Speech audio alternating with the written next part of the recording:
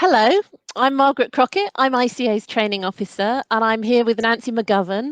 I'm an international expert on digital archives and digital preservation.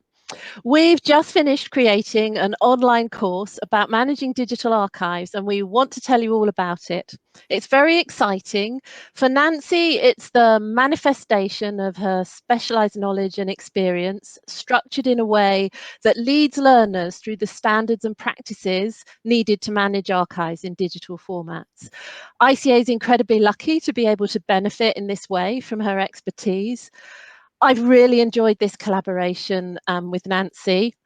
I've learned a great deal myself whilst I've been doing it.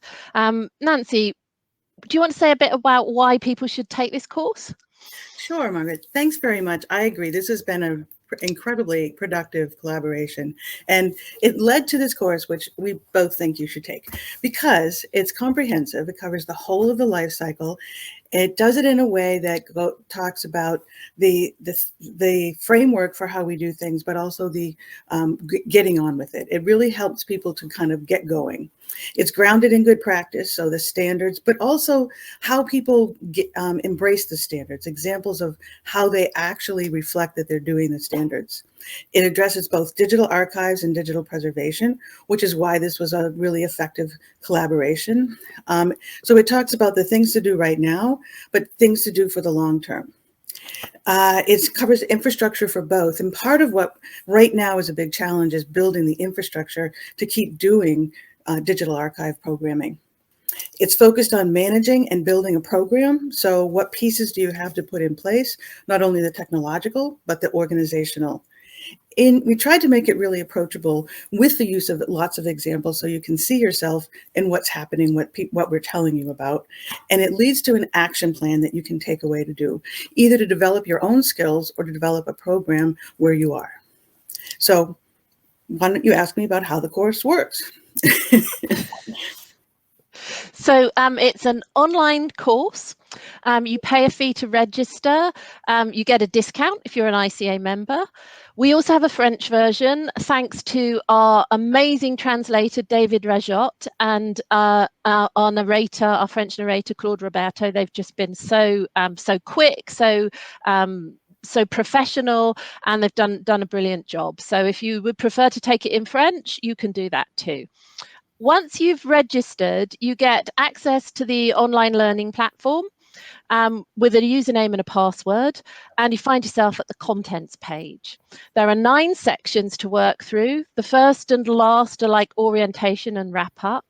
Each of the 7 substantive sections has a presentation with like a video clip, a script of the presentation that you can consult later, a quiz, and a list of relevant resources, so publications and web resources, wherever possible, free of charge to access.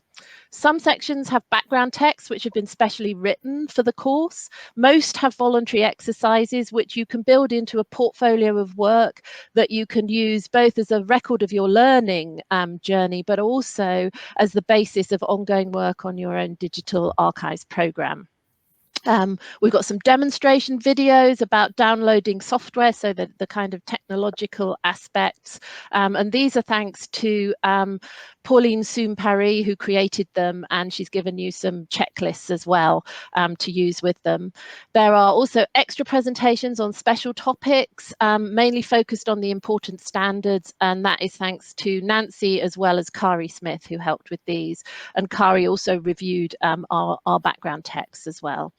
It represents about 60 hours of study time. At the end of it, learners get a certificate of completion if they score 60% or more on the 7 quizzes. Nancy, can you walk them through the sections now, the 7 sections? Absolutely. So after the introduction gets you started, we get right into the first part of the life cycle, collecting. What digital content do you take into your digital archives? Followed by ingest, which is how do you take it in? How do you make sure that it's ready to be preserved? Moving on to preservation, which gets into the holistic approach for long-term preservation. Infrastructure, what things needs to be in place to do both preservation and archives, as I mentioned, and then access is both access now, but also for the long term. We wrap up with stewardship, which is a holistic approach to doing all the things that we just told you about.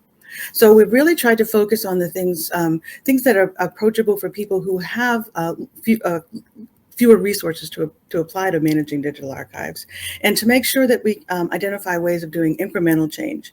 There's no sort of leaping ahead. There's sort of like step by step, so that you can see what you need to do, and there's examples of how you would go ahead and do that. So we hope that it becomes something that can really make a change for how people understand how to manage their archives. So the course is being launched on the 4th of November, which is World Digital Preservation Day. It celebrates 24/7. And you can find the details through the information that's been running across the bottom of the screen while we've been talking. Thank you very much for watching. We hope you sign up. Hope you enjoyed the course.